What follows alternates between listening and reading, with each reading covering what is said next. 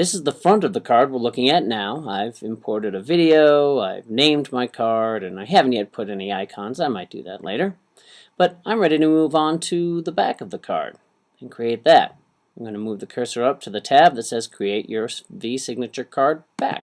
Here is the back of my card. Just like on the front, I want to choose what template I'm going to work with.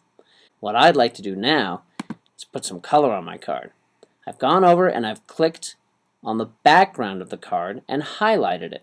Remember, you have to highlight the area of the card you want to work on before you can make any changes or additions. In this instance, I'm going to go over to the Card Color library in the Tool menu and I'll click on the color wheel there. By simply moving the cursor around, I have all kinds of options I can choose from. Or, if I want a more specific option, I can go over to the color palette and choose a specific color. Why don't I choose this one? Yeah, that looks good. Now, if I don't want a solid color for the background of the card, I can choose to add a skin. I go over to the Skin library in the Tool menu bar, and I scroll up or down to find the skin that I like. Well, here's a skin right here that looks pretty good. I click on it, it gets imported, and I'm ready for the next step.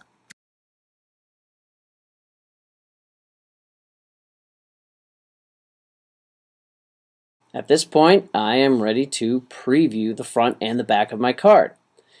Now, I do that by moving the cursor up to the Preview, Capture and Save tab, and when I click on it, which I'll do right now, by default, it will return to the front of the card. Now, at this point, I want to point out something very, very important. You may choose to send a video card that only has a front, because perhaps that's all the information you need the recipient to have. In this instance, as we built this card, it has a front and a back. When the recipient gets your card, they can click on this button right here, See Reverse Side. When they do, it will flip the card over. It'll flip it from the front to the back, and then again from the back to the front. It's crucial that this button be activated during this preview mode in order for that to function when the recipient gets it. And I need to move my cursor down to this box right here.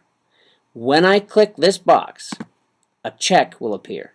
That means that I have activated the See Reverse Side button, so that when I send out my card, it will be there and it will be active for my recipient to use. Now let's go ahead and see that this card actually was activated with the See Reverse Side button. I'll go to the preview mode. This is the front of the card. If I click on See Reverse Side, there it is. The card flipped over. It worked perfectly.